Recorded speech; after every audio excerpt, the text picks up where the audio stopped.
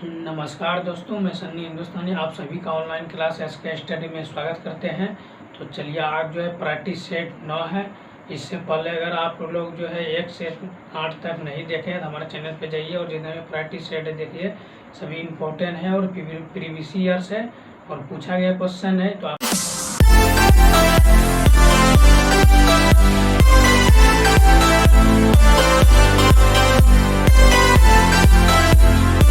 के लिए सभी महत्वपूर्ण क्वेश्चन होगा, आप लोग देखिए और अच्छे तरीके से डेली प्रैक्टिस सेट लगाइए। और आप लोग जो है कॉपी पेन लेकर बैठिए, जितना भी क्वेश्चन बताएंगे सभी को नोट कीजिएगा और कितना सही हुआ कितना गलत हुआ लास्ट में कमेंट अवश्य कीजिएगा, ठीक है। अगर हमारे चैनल पे आप लोग पहली बार आए हैं तो हमारे चैनल को सब्सक्राइब कर लीजिए। अगर फेसबुक पे देख रहे हैं तो हमारे पेज को फॉलो कर लीजिए, ताकि ऐसे सब डेली अपडेट हम लोग लाते रहते हैं, आप लोग के लिए बहुत महत्वपूर्ण सब क्वेश्चन लाते रहते हैं। तो चलिए डायरेक्ट टॉपिक पे क्वेश्चन नंबर 1 की ओर और देखिए, आप लोग समझिए। अगर समझ में नहीं आए तो कमेंट कीजिएगा, ठीक है। तो चलिए क्वेश्चन नंबर 1 की ओर देखिए, ऐसे सब क्वेश्चन किस शॉर्ट ट्रिक के साथ बनाइएगा। देखिए, सबसे पहले क्वेश्चन को पढ़ना है, उसके बाद सॉल्यूशन करना है। क्वेश्चन देखिए,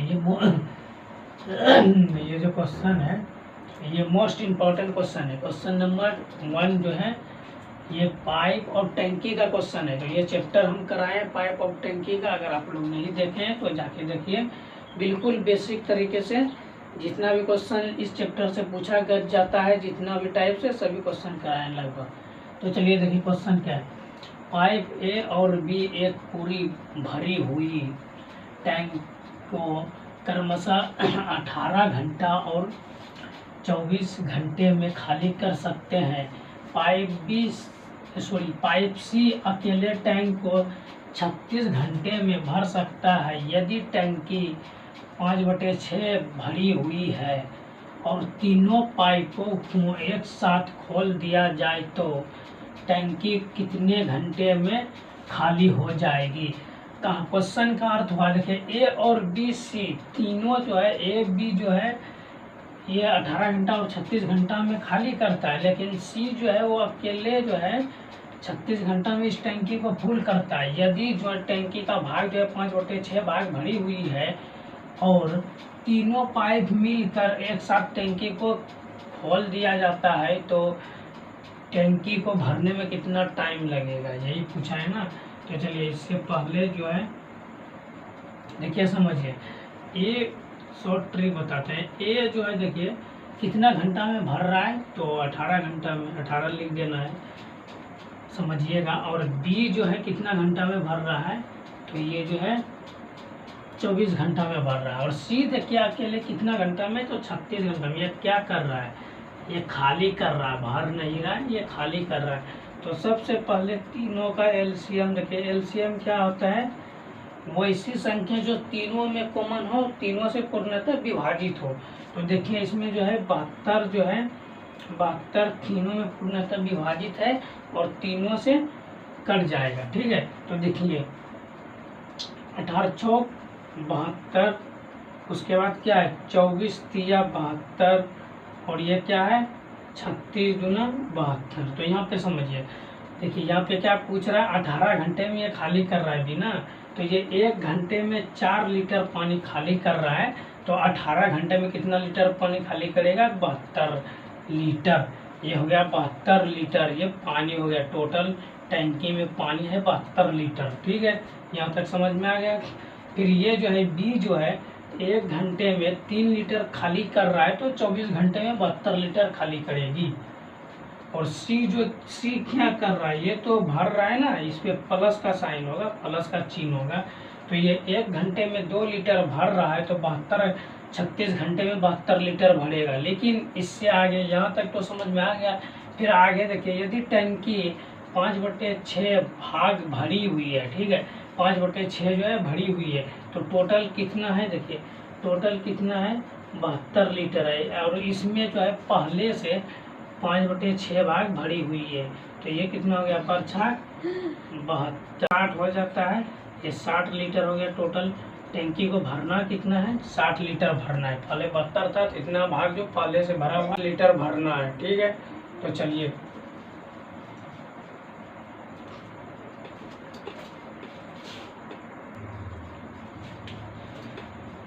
चलिए देखिए यहाँ पे समझिए, ये 60 लीटर हो गया। अब क्या पूछा गया, तीनों पाइप एक साथ खोल दिया जाए, तीनों पाइप एक साथ खोल दिया जाए। देखिए तीनों को एक साथ खोलिए तो ये हो गया -4 और ये हो गया -3 और ये +2, ठीक है।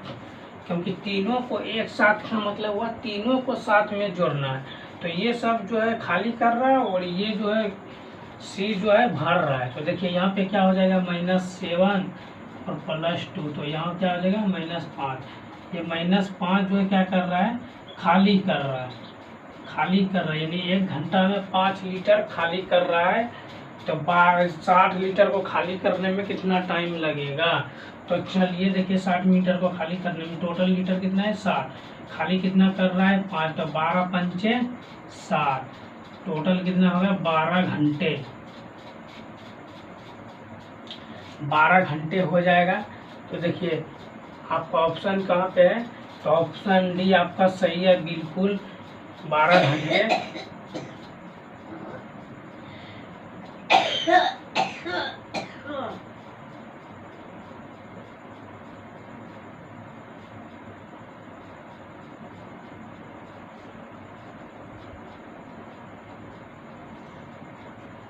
चलिए तो आपका राइट आंसर ऑप्शन डी हो गया। तो आशा करते हैं आप लोग को समझ में आया होगा, अगर समझ में आ गया तो अच्छी बात है। चलिए क्वेश्चन नंबर 2 की ओर।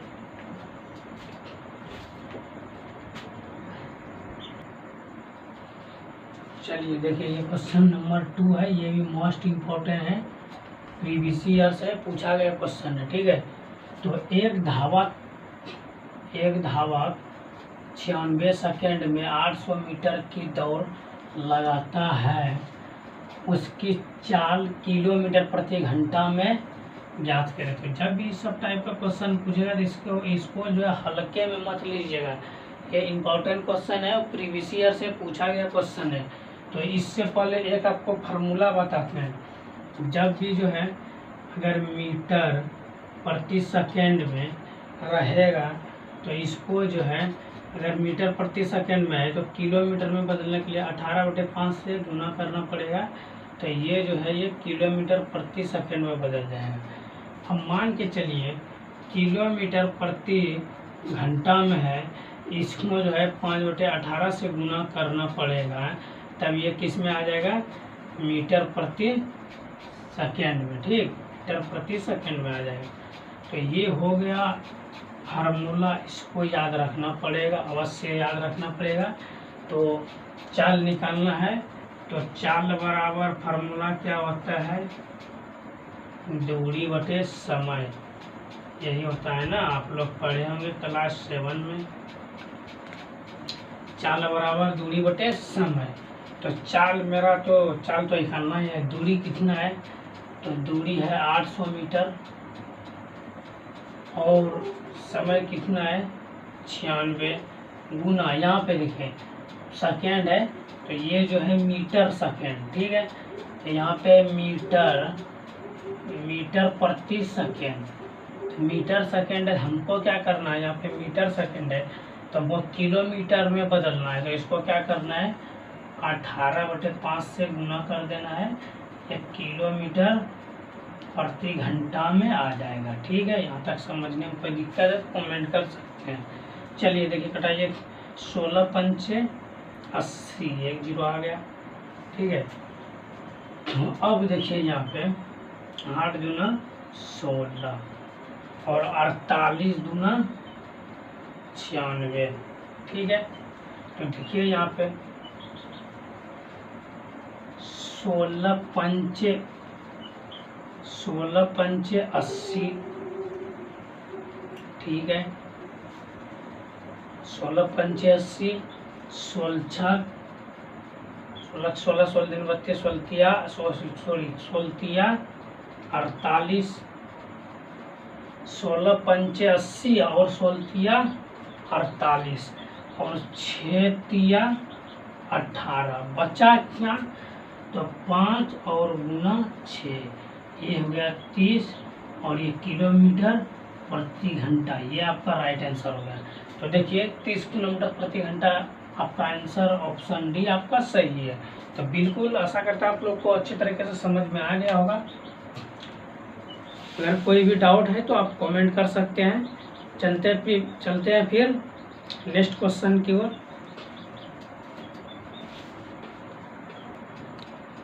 चलिए देखिए, ये क्वेश्चन नंबर 3 है और ये भी मोस्ट इम्पोर्टेंट क्वेश्चन है। तो आप लोग देखिए और अच्छे तरीके से समझिए। बिल्कुल भी ऐसा सब क्वेश्चन जो है तेरा छोड़ धरा पर कोई नहीं, मेरी माँ के बराबर कोई नहीं।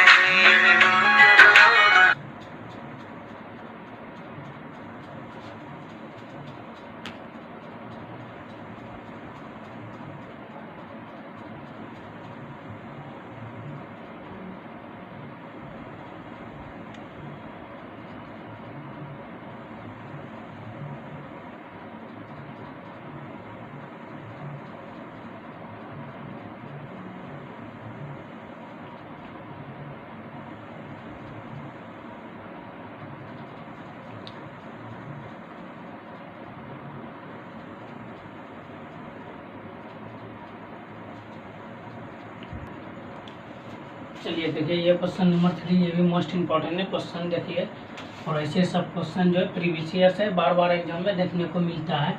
तो चलिए देखिए, 4 लगातार सम संख्याओं का औसत कितना है 27। किस संख्या को जोड़ने से औसत 28 हो जाता है। तो देखिए सम संख्या गिनती की संख्या सम संख्या आपको पता है, वैसी संख्या जो 2 से पूर्णतः विभाजित है। ठीक है, तो सम संख्या देखिए हमको पहले क्या पूछा है, औसत। औसत तो आप लोग को जो है एवरेज बताए हैं, एवरेज चैप्टर बताएं बिल्कुल अच्छे तरीके से। औसत को जो हमेशा बीच में रखना है, कहाँ पे रखना है, बीच में। ये हो गया आपका औसत।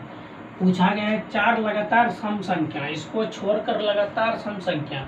तो देखिए इससे पहले सम संख्या क्या है 26 है, फिर क्या है 24 है, और इससे आगे क्या है तो 31 नहीं होगा 32 होगा, 28 नहीं होगा 30 फिर 2 32, 28 सम संख्या है, फिर क्या है 32 सम संख्या है, ये है। तो देखिए लगातार सम संख्या 24 26 28 32। ठीक है, ये सम संख्या है, यहाँ तक समझ गए। फिर क्या पूछा गया है, क्या जोड़े ताकि औसत जो है 28 आ जाए। तो फिर जो है औसत आपको फिर जो है आपका औसत जो है 28 आना चाहिए, 28 आना चाहिए। क्या आना चाहिए 28 आना चाहिए। तो देखिए अब यहाँ पे देखिए, अब जो है इसका सम संख्या क्या हो जाएगा, लगातार सम संख्या। तो ये हो जाएगा 28, ये हो जाएगा 30 और ये हो जाएगा 32। और इधर तो देखिए इधर तो हो जाएगा 26 27, तो सम संख्या ना विषम 26 और ये 24।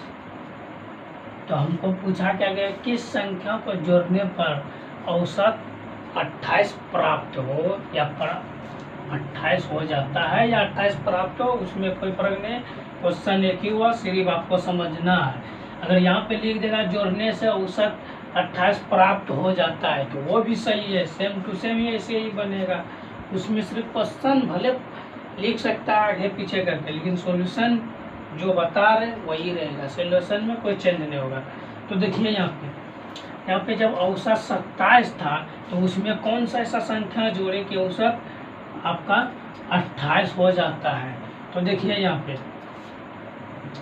पे देखिए 27 औसत था ना, तो यहाँ पे क्या था 27 औसत था, तो हमको जोड़ना क्या है 28। तो एक अंक यहाँ पे इसको 28 दिए, फिर 30 और 31, तो हमको क्या हो रहा है यहाँ पे 32 हो रहा है। ठीक है, तो आपका राइट आंसर बिल्कुल 32 हो गया। ठीक है, देखिए 32 किस में है, ऑप्शन ए में। तो इसमें जो है 27 की संख्या को जोड़ने पर, तो 32 को जोड़िएगा तभी आपका औसत, 32 को जोड़िएगा तभी तो आपका औसत जो है 28 आएगा। 32 को मिटा दिए तो ये बीच में आ रहा है, दोनों इधर 2 अंक इधर है, 2 अंक इधर, बीच में 28 है ना, तो आपका जो है 32 जोड़ने पर ही आपका आंसर, आपको 32 जोड़ने पर ही आपका औसत 28 आएगा, अदरवाइज नहीं आएगा। इसको मिटा दीजिएगा, फिर औसत आएगा ही नहीं। तो चलिए, आशा करते हैं आप लोग को समझ में आ गया होगा बिल्कुल अच्छे तरीके से। तो चलिए नेक्स्ट क्वेश्चन की ओर चलिए। देखिए, ये क्वेश्चन नंबर 5 है, और सॉरी ये क्वेश्चन नंबर 4 है, और ये मोस्ट इम्पोर्टेंट क्वेश्चन, ठीक है, प्रीवियस ईयर से पूछा गया क्वेश्चन। ऐसे सब क्वेश्चन जो है ये नंबर सिस्टम का क्वेश्चन है, ऐसे सब क्वेश्चन बार बार एग्जाम में देखने के लिए मिलता है, तो आप लोग इसको हल्के में मत लीजिएगा, क्योंकि ऐसे सब क्वेश्चन में ही अक्सर विद्यार्थी मैथ में फंस जाता है। तो देखिए, एक संख्या को 19 से विभाजित करने पर, एक संख्या को 119 है, एक संख्या को 119 से विभाजित करने पर 19 शेष बचता है। यदि इसे 17 से विभाजित किया जाए तो क्या शेष बचेगा, यही पूछा है ना। तो चलिए देखिए, क्वेश्चन को बिल्कुल आप अच्छे तरीके से समझिएगा। एक संख्या को 119 से विभाजित करने पर शेष फल जो है 19 आता है, ठीक है, 19 आता है। यदि इसे, यानी इसे क्या, ये जो शेष फल निकला है ना 19 से ही 17 में विभाजित करना है, तो 17 को 19 से विभाजित किया जाए तो क्या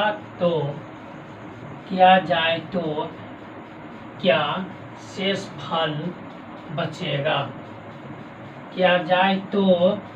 क्या शेष फल बचेगा।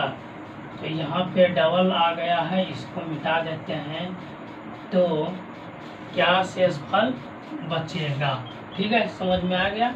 चलिए, डबल बार रिपीट हो गया था इसीलिए मिटा दूंगा। तो यहाँ पे देखिए, जब भी कोई सब टाइप का क्वेश्चन पूछेगा, क्वेश्चन को समझिएगा, ये नहीं कि 119 शेष पूछा है तो फिर इसी में कहा है इससे भाग देने पर, तो 119 से भाग दिए किसी भी संख्या में, एक कोई भी संख्या 119 से भाग दिए, तब मेरा शेष फल जो है 19 निकला है। तो ये नहीं करना है कि ये 17 से 119 में भाग दे दे, ऐसा नहीं करना है, क्योंकि यहाँ पूछा है इसी संख्या से, इसी से 119 से नहीं देना है, हमको जो शेष प्राप्त है उससे भाग देना है। तो चलिए, 17 ये क्या हो गया, ये कट गया, ये 2 हो गया, ये क्या हो गया, ये शेष फल हो गया, 2 क्या हो गया, ये शेष फल। तो आपका राइट आंसर क्या हो गया, राइट आंसर आपका 2 हो गया। देखिए किस ऑप्शन में है, ऑप्शन डी आपका बिल्कुल सही है। तो आशा करते हैं ऐसा सब क्वेश्चन अगर एग्जाम में आएगा तो आप लोग आसानी से बना लीजिएगा। इसमें कोई डाउट है तो आप कमेंट कर सकते हैं, नहीं तो चलते हैं फिर नेक्स्ट क्वेश्चन की ओर। चलिए, समझ में आ गया, चलिए अच्छी बात है, ऐसे ही आप लोग मन लगा कर पढ़िए और सिलेक्शन लीजिए। तो चलिए क्वेश्चन 5 की ओर। चलिए देखिए, ये क्वेश्चन नंबर 5 है, और ये तो मोस्ट इम्पोर्टेंट है, वेरी इम्पोर्टेंट, आप भी इम्पोर्टेंट लगा दीजिए। ये क्वेश्चन प्रीवियस ईयर्स है और ये क्वेश्चन पूछा गया क्वेश्चन है। तो चलिए देखिए, क्वेश्चन क्या है पहले समझना है, उसके बाद सॉल्यूशन करना है। क्वेश्चन क्या है, एक स्कूटर का मूल्य 50,000 रुपया है, हर वर्ष इसके मूल्य में 12% कमी आती है, 2 वर्ष बाद इसका मूल्य क्या होगा। तो देखिए क्वेश्चन पहले समझिएगा, स्कूटर का मूल्य कितना है, तो 50,000 रुपया है, कितना है 50,000 रुपया, और पूछा क्या गया, प्रत्येक वर्ष जो है 12% की कमी हो जाता है, तो 2 वर्ष का मूल्य निकालना है, तो एक वर्ष में 12%, टोटल परसेंट की जहाँ बात करें तो टोटल जो है परसेंट तो 100 होता है, 100 में हमको 12% माइनस कर देना है, कितना बचा है 88, तो 88 लिख देना है और बटे 100, ये 1 साल के लिए है। फिर अगला साल भी वही प्रक्रिया होता है, 12% की कमी आ जाती है, तो ये 2 साल के लिए है। तो चलिए समझिए अच्छे तरीके से, ये 2 साल के लिए हुआ, तो यहाँ पे 2 0 कैंसिल हो गया, 4 0 इधर से और 4 0 इधर से, ठीक है, तो इसको डायरेक्ट शॉर्ट ट्रिक बता देते हैं आप लोग के लिए। देखिए शॉर्ट ट्रिक यही है आप सबके लिए कि देखिए यहाँ पे अगर किसी भी संख्या को गुना कीजिएगा तो लास्ट में जो है आपका 0 आएगा, क्योंकि यहाँ से भी गुना कीजिएगा 8 पंचे 40 आएगा। तो ऐसे भी देखिए 8 8 64 होता है, 64 की 4 होता है लास्ट में, और फिर 5 से जब गुना होगा तो 4 पंचे कितना हो जाएगा 20 हो जाएगा। तो 20 में 0, तो लास्ट में क्या आएगा 0। तो आपको देखना है लास्ट में, सबसे लास्ट में किस ऑप्शन में आपका 0 है। आप ऐसे भी लगा सकते हैं। देखिए आपका जो है ऑप्शन ए में जो है लास्ट में 0 है, तो आपका ऑप्शन ए ही सही है, बिल्कुल राइट। ऑप्शन ए ही आपका 100% सही है। अदरवाइज आप लोग जो है इसको गुना करके भी देख सकते हैं, लेकिन गुना करना नहीं है। एग्जाम में गुना करने का टाइम आपको नहीं मिलेगा, सिर्फ शॉर्ट ट्रिक ही यूज करना है। डायरेक्ट देखना है कि यहाँ पे जो ऐसे भी 8 8 64 8 को 8 8 पढ़िएगा 64 होगा, फिर 5 पढ़िएगा 4 पंचे 20, लास्ट में 0 आएगा। ये किसी ऑप्शन में भी नहीं है लास्ट में 0, तो आपका ऑप्शन ए में जो है लास्ट में 0 है, तो आपका ऑप्शन ए जो है बिल्कुल सही है। तो आशा करते हैं आप लोग समझ में आ गया होगा आप लोग को। चलिए समझ में आ गया तो प्यारा सा कमेंट कीजिए। अगर वीडियो अच्छा लग रहा है, समझ में आ रहा है तो लाइक भी कर दिया कीजिए। चलिए अच्छी बात है, समझ में आ रहा है। तो नेक्स्ट क्वेश्चन की तरफ चलते हैं फिर। चलिए देखिए ये क्वेश्चन नंबर 6 जो है ये भी मोस्ट इम्पोर्टेंट है। तो आप लोग जो भी IMP लगाइए, और ऐसे सब क्वेश्चन जो है एग्जाम में बार बार पूछा जाता है। तो क्वेश्चन पढ़िए पहले। एक वस्तु को 900 रुपया में बेचने पर अर्जित लाभ उसी वस्तु को 450 रुपये में बेचने पर हानि का 2 गुना है। 25% लाभ कमाने के लिए वस्तु को किस मूल्य पर बेचा जाना चाहिए? ठीक है, या बेचना चाहिए या बेचा जाना चाहिए। तो चलिए देखिए सबसे पहले हमको क्या देखना है, सबसे पहले हमको क्या करना है CP निकालना है। सबसे पहले क्या निकालना है CP। तो ये हो गया CP। इधर से हमको होगा क्या ये प्रॉफिट, ठीक है। P से प्रॉफिट यानी लाभ होगा, और उसके बाद इधर से जो है हमको L से लॉस होगा। तो चलिए देखिए प्रॉफिट और लॉस क्या होगा, क्वेश्चन को पढ़ना है और उसके बाद जवाब देना है। तो देखिए एक वस्तु को 900 रुपये में बेचा कितना में, ये हो गया CP। बेचा कितना में 900 रुपया में, 900 रुपया में बेचा। बेचने पर अर्जित लाभ उसी वस्तु को 450 रुपये में बेचने पर हानि होता है, यानी उसी वस्तु को बेचता है तो इधर इसको हानि होता है। क्या होता है हानि, लॉस होता है। ये लॉस है, कितना होता है 450 रुपये का, ठीक। तो हमको पूछा क्या गया है हानि में बेचने पर हानि का 2 गुना, हानि का 2 गुना है, ठीक है। हानि का 2 गुना यानी ये जो है 1 है, अगर लॉस 1 हो रहा है तो इसको लाभ जो है 2 गुना हो रहा है, ठीक है। तो देखिए यहाँ पे समझिएगा क्वेश्चन, यहाँ पे ध्यान से पढ़िएगा। क्या है हानि का 2 गुना, यानी ये हानि 1 है तो इसका 2 गुना प्रॉफिट हो रहा है, ठीक है। तो चलिए यहाँ से अब यहाँ तक आने की सफ़र देखना है। तो ये 450 से 900 आया, तो इसमें कितना प्लस हुआ 450, ठीक है। यहाँ तक समझ में आ गया। अब देखिए हमको क्या है, देखिए यहाँ पे क्या समझिए, यहाँ पे ध्यान से देखिए टोटल क्या है यहाँ पे 450। यहाँ से यहाँ तक की दूरी सफ़र करने में इसको कितना लगा, दूरी नहीं तो 450 रुपये में ये बेचने मतलब बेचने पर इसको 2 गुना लाभ हुआ। तो यहाँ देखिए 1 गुना यहाँ पे लॉस हुआ, तो इससे 2 गुना लाभ हुआ। तो यहाँ पे 450 रुपया इसको 1 गुना हुआ, इससे 2 गुना 900 रुपया हुआ, तो ये 2 गुना इसको लाभ हो गया। यहाँ तक समझ में आ गया।